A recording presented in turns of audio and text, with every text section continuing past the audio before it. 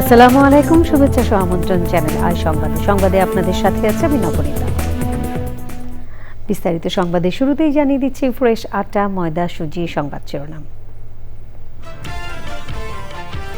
জনগণের শান্তি নষ্ট করে ১৭৩ দিন হরতালের সুযোগ কেউ পাবে না বললেন প্রধানমন্ত্রী। যশোরের শার্শায় উলশি খাল পুনঃখনন কর্মসূচির উদ্বোধন। বাংলাদেশ সরকারের খাল খনন কর্মসূচিতে সহায়তা করবে নেদারল্যান্ডস। রাষ্ট্রদূত জোরিস ভ্যান বোমেলের আশ্বাস। কৃষি সহ পোশাক শিল্পেও কাজের অঙ্গীকার। ৩০ এপ্রিলের পর সারা দেশে সমন্বিত মাদক বিরোধী অভিযানে যাবে সরকার। দ্রুতই স্থানীয় সরকার নির্বাচন প্রক্রিয়া শুরুর ঘোষণা। এবং ডাচ বাংলা ব্যাংক টি-20 সিরিজে নিউজিল্যান্ডের বিপক্ষে বাংলাদেশের ৬ উইকেটের জয়। তৌহিদ হৃদয়ের হাফ সেঞ্চুরি, শামীম পাটোয়ারির ঝোড়ো ব্যাটিং।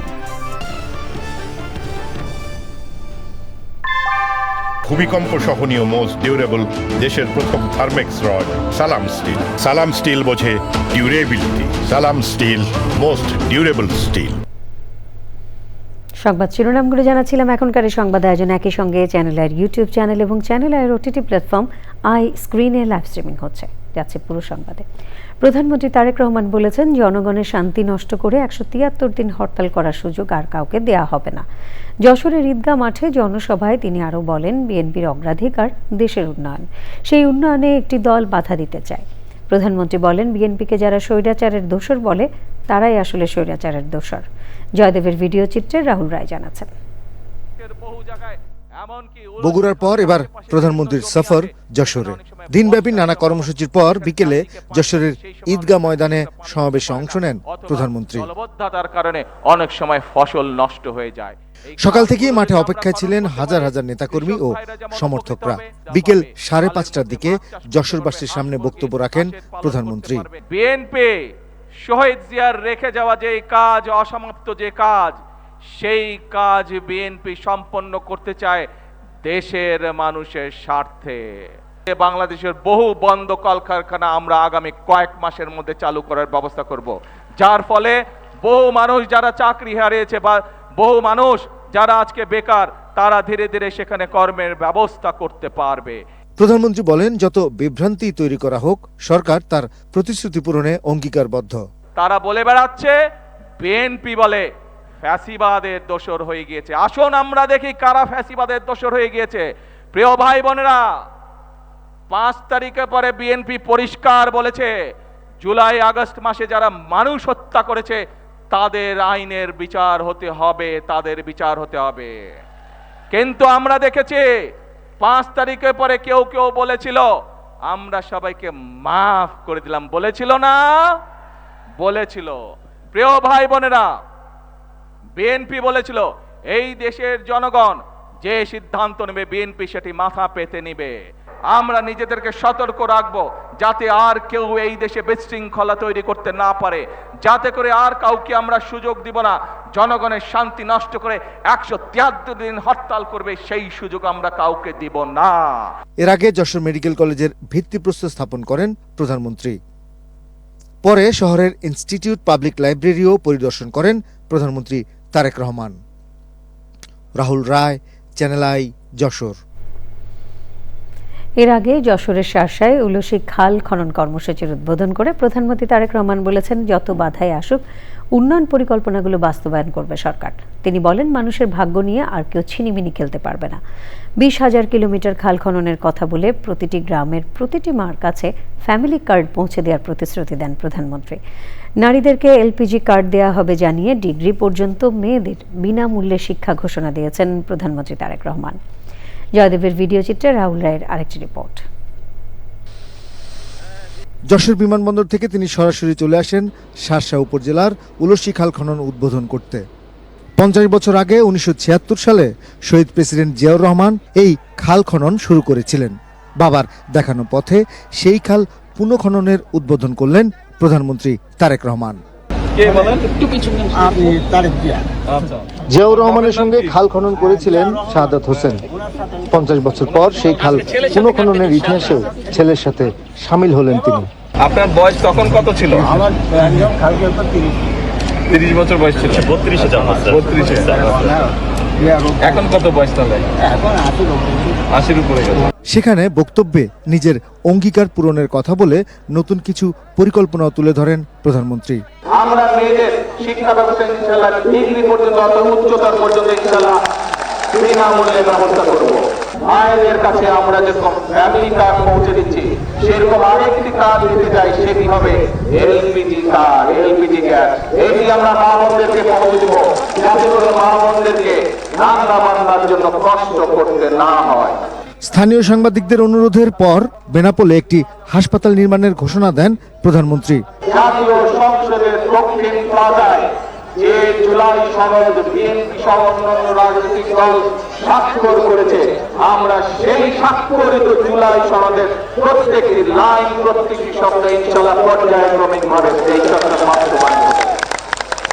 কিন্তু প্রিয় ভাই বোনেরা, অনেকে কোন কোন ব্যক্তি, কোন কোন রাজনৈতিক দল আজকে আমরা দেখতে চাচ্ছি যে গণভোট হয়ে গিয়েছে, সেই গণভোটের রায়কে ভিন্ন খাতে তারা প্রবাহিত করতে চাচ্ছে। যারা গণভোটের রায়কে ভিন্ন খাতে প্রবাহিত করতে চায়, যারা জুলাই সনদের অর্থ ভিন্নভাবে তাদের নিজেদের রাজনৈতিক স্বার্থ হাসিলের জন্য উপস্থাপন করতে চায়, এরা বিশৃঙ্খলা সৃষ্টি করতে চায়।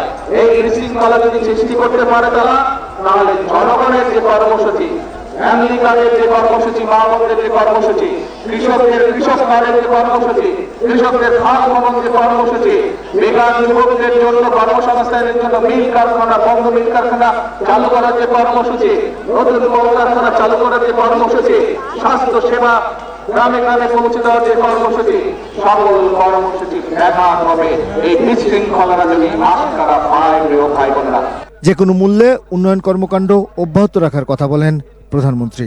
প্রধানমন্ত্রী তারেক রহমান বলেছেন, বিদেশে লুণ্ঠিত টাকা ফেরত আনা হবে। দেশের এক প্রান্ত থেকে আরেক প্রান্তে ছুটে চলেছেন প্রধানমন্ত্রী তারেক রহমান। সফরগুলো শুধু আনুষ্ঠানিকতা নয়, বরং তার দেয়া প্রতিশ্রুতিগুলোর প্রতি দায়বদ্ধতার প্রকাশ। সে ধারাবাহিকতায় যশোরেও তিনি সবার আগে খাল খনন কর্মসূচিতে অংশ নিলেন, আর সবার উদ্দেশ্যে বললেন তার দেয়া প্রতিশ্রুতিগুলো পূরণের মধ্য দিয়েই তিনি সবার আস্থার জবাব দেবেন। যশোরের শার্শা উপজেলার উলসি থেকে রাহুল রায়, চ্যানেল আই। 30 এপ্রিলের পর সারা দেশে মাদকের বিরুদ্ধে সমন্বিত অভিযান শুরু করবে সরকার। জাতীয় সংসদে এই তথ্য জানিয়ে স্বরাষ্ট্রমন্ত্রী সালাউদ্দিন আহমেদ বলেছেন, জুয়া, অনলাইন জুয়া এবং মাদকের বিরুদ্ধে জিরো টলারেন্সে সরকার। দ্রুত স্থানীয় সরকার নির্বাচন প্রক্রিয়া শুরু করা হবে জানিয়ে সংসদে স্থানীয় সরকার মন্ত্রী মির্জা ফখরুল ইসলাম আলমগীর বলেছেন, ফরিদপুর এবং কুমিল্লা দুটি নতুন বিভাগের প্রস্তাব করা হয়েছে। চকর মালিথা জানাচ্ছেন। কার্যসূচি অনুযায়ী এখন প্রশ্ন উত্তর টেবিলে উত্থাপনের সাথে সাথে পয়েন্ট অফ অর্ডারে দাঁড়িয়ে পড়েন কয়েকজন সংসদ সদস্য। বক্সিগঞ্জ ব্রহ্মপুত্র নদী ভাঙ্গনে ঘুগরাকান্দি ব্রিজ ভেঙে পড়ার উপক্রম হয়েছে। পয়েন্ট অফ অর্ডারের নিষ্পত্তির পর ৭১ বিধিতে নোটিশ উপস্থাপন করেন নোয়াখালী থেকে নির্বাচিত সংসদ সদস্য জয়নুল আবেদিন ফারুক। রাজধানীর অভিজাত এলাকার আবাসিক ভবন, রেস্টুরেন্ট, ক্যাফের আড়ালে গড়ে উঠে অবৈধ সিসা লাউঞ্জ বন্ধ করা যাচ্ছে না। বিবৃতি দেন স্বরাষ্ট্রমন্ত্রী। এদেশে জুয়া, অনলাইন জুয়া এবং মাদকের বিরুদ্ধে জিরো টলারেন্স ঘোষণা করেছে। আগামী 30 এপ্রিলের পরে, এই মহান সংসদের সেশন শেষ হওয়ার পরে আমরা সমন্বিতভাবে এ বিষয়ে সারা দেশে একটি সুসমন্বিত অভিযান পরিচালনা করব। মাননীয় স্পিকার, টেবিলে উত্থাপিত প্রশ্নের লিখিত উত্তরে স্থানীয় সরকার মন্ত্রী মির্জা ফখরুল ইসলাম আলমগীর সংসদে জানিয়েছেন, প্রয়োজনীয় প্রস্তুতি সম্পন্ন করে দ্রুত সময়ের মধ্যে স্থানীয় সরকার নির্বাচন প্রক্রিয়া শুরু করা হবে। ফরিদপুর 1 আসনের সংসদ সদস্য মোহাম্মদ ইলিয়াস মোল্লার প্রশ্নের জবাবে মির্জা ফখরুল ইসলাম আলমগীর জানান, 2024 সালের ডিসেম্বরে জনপ্রশাসন সংস্কার কমিশন ফরিদপুর ও কুমিল্লা নামে দুটি নতুন বিভাগ গঠনের আনুষ্ঠানিক সুপারিশ করেছে। প্রস্তাবিত ফরিদপুর বিভাগ ঢাকা বিভাগের ফরিদপুর, মাদারীপুর, রাজবাড়ী, গোপালগঞ্জ ও শরীয়তপুর এই 5 জেলা নিয়ে গঠিত হবে। প্রশাসনিক পুনর্বিন্যাস সংক্রান্ত জাতীয় বাস্তবায়ন কমিটি এই বিভাগ গঠনের বিষয়ে চূড়ান্ত সিদ্ধান্ত নেওয়া হবে। Chakor Malitha, Channel I, Dhaka. Engineer সাহেব, বাড়ির ডিজাইন তো হলো, কিন্তু কোন রড দিয়ে বাড়ি বানাবো? অবশ্যই আকিজ ইস্পাত, কারণ ভালো মানের 500W রডের yield strength 500 MPa, tensile strength 625 MPa, আর সর্বোচ্চ গুণগত মানের আকিজ ইস্পাতের টেনসাইল স্ট্রেংথ 700 MPa, অর্থাৎ ভালো মানের রডের থেকেও 12% বেশি। বুঝেছি। এখনই অর্ডার করছি অধিক শক্তিশালী আকিজ ইস্পাত। আকিজ ইস্পাত, কমিটেড টু কোয়ালিটি।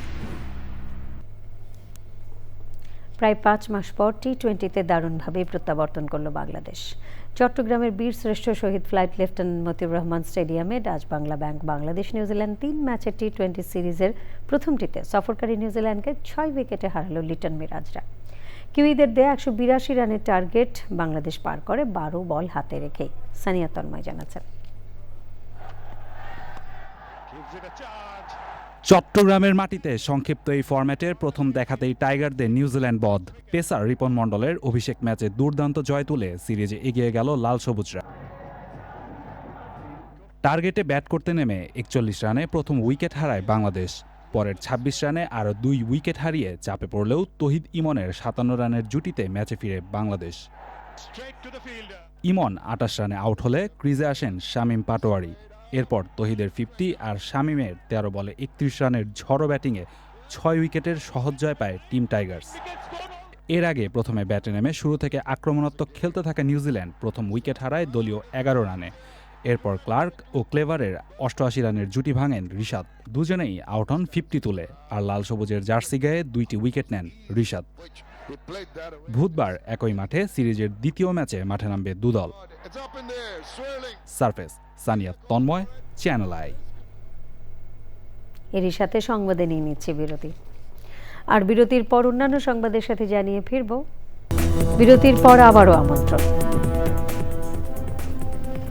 বাংলাদেশ সরকারের খাল খনন কর্মসূচিতে নিজেদের সবকিছু দিয়ে সহায়তা করতে চায় নেদারল্যান্ডস, এমন মন্তব্য করে বাংলাদেশে দেশটির রাষ্ট্রদূত জোরেস ভ্যান বোমেল বলেন, কৃষি, পানি, সমুদ্র খাত ও তৈরি পোশাক শিল্পে একসঙ্গে কাজ করতে পারে দু দেশ। তিনি বলেন, অর্থনৈতিক সম্পর্ককে শক্তিশালী করতে কাজ করছে বাংলাদেশ নেদারল্যান্ডস। মোস্তফা মল্লিক জানাচ্ছেন। নেদারল্যান্ডসের কিংস ডে উপলক্ষে ঢাকায় দূতাবাসের বিশেষ আয়োজন। বিভিন্ন দেশের রাষ্ট্রদূত, দাতা সংস্থার প্রতিনিধি, সরকারের প্রতিনিধি, বিভিন্ন রাজনৈতিক দলের নেতা, গণমাধ্যম ব্যক্তিত্বরা নেদারল্যান্ডসের কিংস ডে অনুষ্ঠানে অতিথি ছিলেন। বাংলাদেশে নেদারল্যান্ডসের রাষ্ট্রদূত জরিস ভ্যান বোমেল অতিথিদের স্বাগত জানান। এরপর শুরু হয় মূল অনুষ্ঠান। Thinking of Holland, I see broad, lazy rivers flowing slowly through the boundless lowlands. We have a long-term relationship in water and delta management. It is a great pleasure and honor to join this August gathering to celebrate the King's Day, the National Day of the Kingdom of Netherlands. On behalf of the government of the People's Republic of Bangladesh, Kings Day উপলক্ষে channel আইকে দেয়া এক বিশেষ সাক্ষাৎকারে জরিস van Bommel বলেন, দুই দেশ বিশ্বস্ত বন্ধু। বাংলাদেশ এবং বর্তমান সরকারের সঙ্গে নানা ইস্যুতে কাজ করছে Netherlands. We have been a partner of Bangladesh since the 70s already. That has been on development cooperation, but also more and more on trade and development. But also at the political level, we try to work. Over the coming years, we start to work more and more in the agriculture sector to see how we can transform the agriculture sector in Bangladesh, using as well Dutch knowledge, Dutch institutions, Dutch private sector in climate smart solutions, but also in water management. রাষ্ট্রদূত বলেন, Netherlands ও বাংলাদেশের স্বার্থ সংশ্লিষ্ট খুবই গুরুত্বপূর্ণ বিষয় নিয়ে কাজ করছে দুই বন্ধু রাষ্ট্র। The Delta Plan. How can we work together in excaving the canals, like the Prime Minister's campaign? How can we work and use Dutch solutions with our companies, with our knowledge institutions? Same thing as well, we keep on working on the garment industry, very much to make it future-proofed, to make it more circular.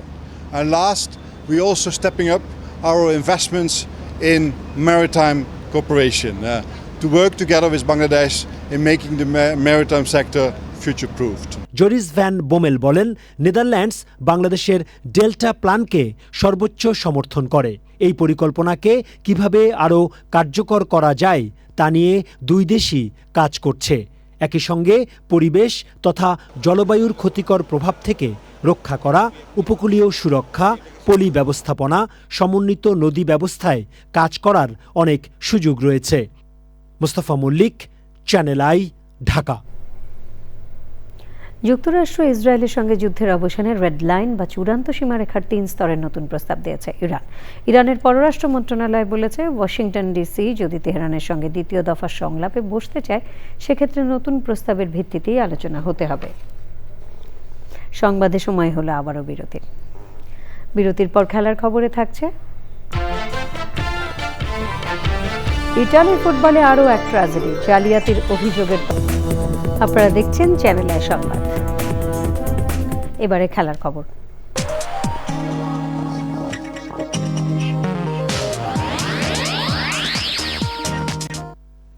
জানিয়ে দিচ্ছি আরও একবার,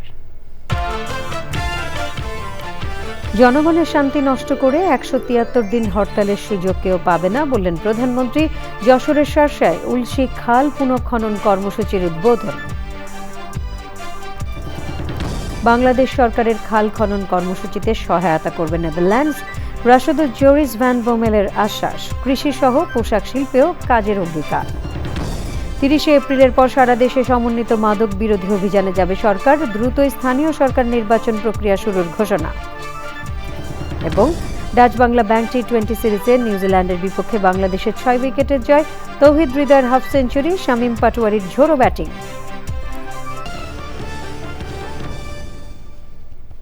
পরবর্তী সকল সংবাদ দেখার আমন্ত্রণ রইল। ধন্যবাদ সবাইকে।